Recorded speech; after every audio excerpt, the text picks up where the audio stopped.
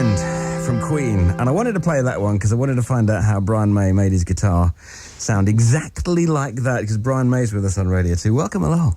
Thank you, Richard. That was the first time I heard that. I was about 16 years old, and it was on medium wave. On the radio. A long, long time ago. It was a long time ago, wasn't it? And then I bought the record, and I thought, wow, it sounds entirely different. This is great. Does that bring back good memories? Because of stereo, you mean? The magic of stereo, yeah. It does, actually. We tried to remix this at some point a few months ago, actually, probably a couple of years ago. And I was thinking, I can separate out all the guitars, because it's all multi-track guitars, but I discovered it was all bounced onto one track, so there's not much good be done about it. Do you ever do that? Do you ever go back and listen to the classic Queen stuff and think, well, we could have done it a bit better now? Well, someone brings out a new gizmo that means you could do it even cleaner. Yeah, to be honest, I think the magic of the moment is there. I think the mix is part of the whole thing, you know, and generally you could change it, but it wouldn't necessarily be an improvement. In fact, I doubt it would in most cases. We have been revisiting them a lot, though, the old tapes, because of the archiving problem. You know, suddenly everyone's realising that the tapes are falling apart very fast. And if you make copies onto digital, you lose something, and it's a big problem. Everything is decaying, you know, so suddenly... One moment in time is gone. Yeah, it's a worry. But we've been sort of making sure everything is safe. You'd be surprised how much gets lost, you know, by record companies and supposed archiving along the way. Suddenly you think, that must be safe, and it's not.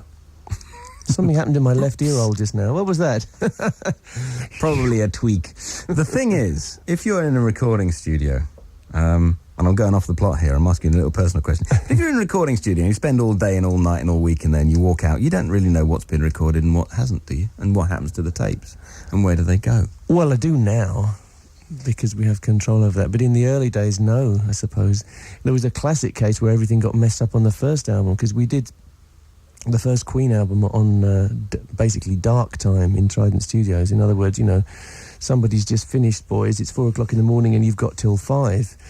And quick bang off an album. Yeah, we done a few backing tracks for Liar, as a matter of fact.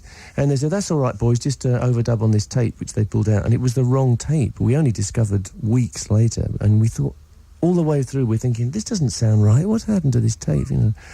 So eventually we got to redo it again after a big fuss, you know. The Future is Another World, which is the new Brian May solo album. And is there a theme covering all this? Or is it just a collection of cracking good tunes? Well, I hope it's both. Yes, there is a theme to it, I guess. You know, it's a long story, but the story stretches over 6 years since the last proper solo album that I made. In between, there was making the Made in Heaven album, the final Queen album, and many, many other projects. I got involved in all kinds of things this last few years and really enjoyed it. Found it very stimulating working with, you know, film directors and TV producers and stuff. But of course, the centre of it all is playing live, and I think my trigger, my stimulus for getting this thing finished in the end was that I could get back out on tour and do it.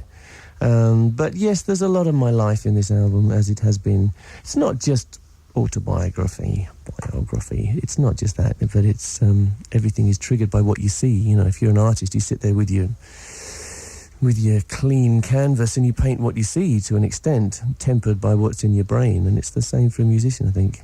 Let's play some of it. Yes. Brian May's with us. There are 12 songs on the album. Actually, there's more than that, because we found a secret track. Oh, you found it? You actually listened to it, Mr. Allison. I love you. We want to play this one. This is called Why Don't We Try Again? Brian May on Radio 2.